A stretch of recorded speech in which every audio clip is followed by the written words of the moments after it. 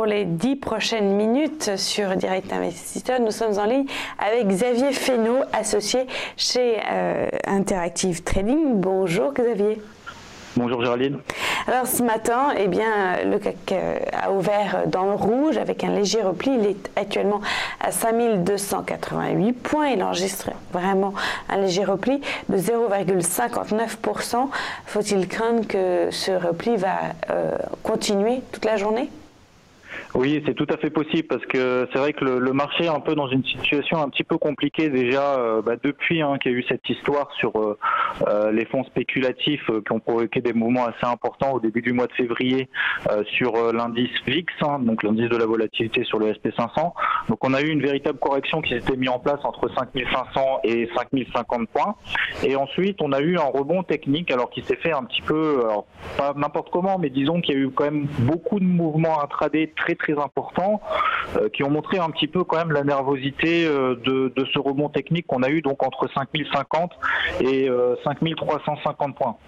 Donc lorsqu'on était arrivé justement déjà sur cette zone des 5300 points, j'insistais bien sur le fait qu'on avait quand même encore des éléments négatifs. Ces éléments négatifs techniques, comme on l'avait déjà vu ensemble la semaine dernière, c'était alors d'un point de vue vraiment purement technique, c'est déjà une oblique ascendante qu'on avait remarqué depuis 2016, donc en reliant tout simplement tous les plus bas depuis le rebond qu'on a eu entre 4000 points à peu près et 5500 points. Donc ça c'était un premier élément technique très important qui faisait encore office de résistance. Nous avions également la moyenne mobile à 50 jours sur le CAC 40 et également nous étions à peu près sur un niveau de retracement de 50% justement de ce mouvement de panique qu'on a opéré au début du mois de février entre 5550 à peu près et 5050 points.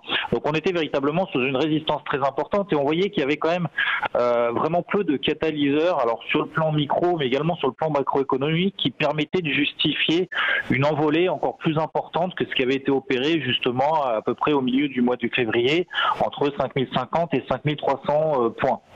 Donc du coup, j'avais véritablement insisté sur ma stratégie qui était claire, j'en avais qu'une seule, c'était justement chercher des positions vendeuses entre 5350 et 5365 points. Ensuite, on a eu une lessiveuse à plus court terme qui s'est véritablement mis en place et surtout lors de la séance d'hier, on a vu que le CAC à un moment donné qui semblait un petit peu décrocher et passer sous cette zone des 5315 points et finalement on a eu un rattrapage de, on va dire, de début de séance américaine, donc les indices américains qui ont commencé à monter et finalement tout de suite on a eu une invalidation de cet élan haussier qui s'est encore une fois, donc notamment sur le CAC 40, arrêté pile poil entre 5350 et 5365 points.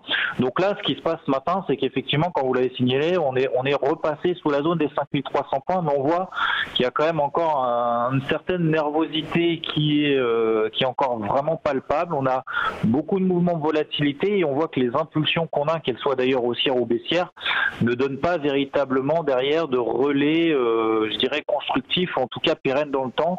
Donc du coup, là maintenant qu'on est effectivement sous cette zone des 5316 points, donc les plus hauts du jour, tout simplement, 5316 points, tant qu'on reste là en dessous, je reste quand même relativement méfiant avec toujours ce risque qu'on pourrait aller chercher très rapidement les 5250 points.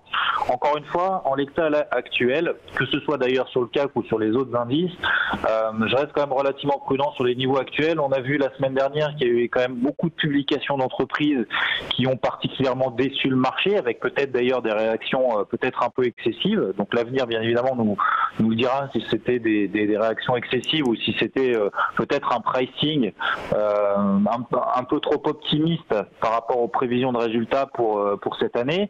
Mais on voit encore ce matin, voilà, on a les publications de Carrefour, par exemple, qui a été vraiment mal accueilli, alors que c'est vrai que le marché s'y attendait aussi, s'attendait quand même à des résultats peut-être décevants vis-à-vis notamment à cette phase de restructuration, en tout cas de réduction de coûts qui est mise en place par Carrefour vis-à-vis justement de cette un petit peu accentuation de la concurrence.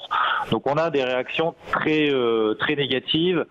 On a également Valeo depuis 5 jours encore qui perd 14% 9%. Donc on a ces actions-là qui ne permettent pas finalement au marché d'être rassurés, aux investisseurs de privilégier encore une fois les stratégies acheteuses. Alors on a quand même, heureusement, qu'on a des actions justement qui soutiennent un petit peu le marché, notamment avec Peugeot et Saint-Gobain et notamment Renault qui se portent quand même très très bien depuis ces dernières séances. Mais voilà, on est un petit peu dans une contradiction entre des actions finalement qui surperforment, d'autres qui sous-performent avec des excès baissiers et du coup ça donne pas véritablement de tendance claire sur le CAC. Alors pour le moment, bien évidemment, la tendance à moyen terme sur le CAC 40, elle reste neutre à moyen terme, tant qu'on reste au-dessus de la zone des 5050 points, donc on a un petit peu de marge avant de les voir venir, mais tant qu'on reste au-dessus de cette zone des 5050 points sur le CAC, on reste toujours dans une tendance neutre à moyen terme. Par contre, en daily, ce qui est en train de se passer, c'est qu'effectivement, la pertinence de cette résistance dont j'avais évoqué maintenant depuis plusieurs jours, sous les 5350, tant qu'on reste sous cette zone des 5350, ça va être compliqué de privilégier des stratégies acheteuses dans une optique de swing trading, donc sur plusieurs jours, pour avoir des objectifs très ambitieux et notamment le ralliement des plus annuels. Donc là, on est véritablement dans des stratégies de trading véritablement intraday.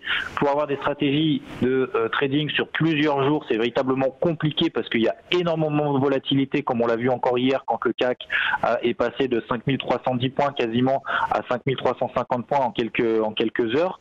Donc là, on est véritablement dans des stratégies très court terme. Donc je surveille deux zones essentiellement. Les 5316 points à très court terme, seuil en intraday au-delà duquel on pourrait éventuellement retourner sur les récents plus hauts. Et en swing trading, je surveille toujours ces deux zones, 5350 et 5250 points. Et du côté du DAX à Francfort, là aussi, il est en léger recul rapidement. Qu'est-ce que vous pouvez en dire ce matin ? Là, effectivement, on suit bien évidemment la même logique que sur le CAC 40, sachant que le DAX, lui, sous-performe un petit peu le CAC 40 depuis plusieurs jours, voire semaines. Le DAX, on était dans un porte-voie, c'est-à-dire si on relie tous les points bas depuis le mois de novembre sur le DAX et tous les points hauts justement depuis le mois de novembre sur l'indice DAX, ça nous donne justement un peu une figure d'élargissement. On est passé en dessous de cette figure d'élargissement dont la borne basse était à 12 600 points et on a vu qu'on a parfaitement échoué sous cette zone des 12 600 points sur l'indice DAX. Donc à moyen terme, tant que le DAX ne repasse pas au-dessus de cette zone des 12 600 points, on pourrait tout à fait avoir des accélérations baissières, des mouvements baissiers qui pourraient s'opérer, pourquoi pas, jusque sous la zone des 12 000 points. Après, sous la zone des 12 000 points, alors encore une fois, c'est un peu de la même manière que sur le CAC, c'est des objectifs un petit peu ambitieux pour le moment, mais c'est vrai qu'à moyen terme, je préférais privilégier, en tout cas je privilégie les stratégies acheteuses à moyen terme juste sous la zone des 12 000 points sur l'indice DAX que maintenant, alors que là on est justement, comme je vous le disais tout à l'heure, on est plutôt dans une lessiveuse à très court terme. Donc là, pour le moment, c'est plutôt vraiment des stratégies intraday qu'il faut véritablement mettre en place. Et enfin, pour terminer, Xavier, pouvez-vous nous dire rapidement un mot, votre sentiment sur l'indice américain ce matin ? Alors, les indices américains, ils sont un petit peu dans la même lignée. C'est hier, justement, on s'est fait une petite frayeur un petit peu sur les indices américains avec une ouverture plutôt positive. Et tout de suite, on a instantanément, d'un point de vue technique, avalé la bougie haussière qu'on avait fait en horaire, donc juste avant l'ouverture, notamment des indices américains sur l'indice SP500. Et on voit qu'en daily, on est dans une phase qu'on appelle, d'un point de vue technique, dans une figure de drapeau. Donc, c'est un canal ascendant au sein qui fait suite à une accélération baissière comme on l'a vu du début du mois de février. Donc je surveille vraiment très activement la zone des 2700 points sur l'indice SP500. Si on devait passer sous les 2700 points qui correspond à la moyenne mobile à 20 jours et à la borne basse justement de ce drapeau ascendant qu'on a constitué depuis la mi-février, je pense qu'on pourrait véritablement avoir une accélération baissière en direction des 2600 points. Donc sur les indices américains, tant qu'on reste sous les 2750 points sur l'indice SP500, je reste plutôt baissier, encore une fois plutôt dans une optique de swing trading, et j'accentuerai en tout cas mes stratégies baissières si on devait passer sous les 2700 points. Merci Xavier Fesneau pour toute cette analyse stratégique. Xavier Fesneau qui est associé chez Interactive Trading.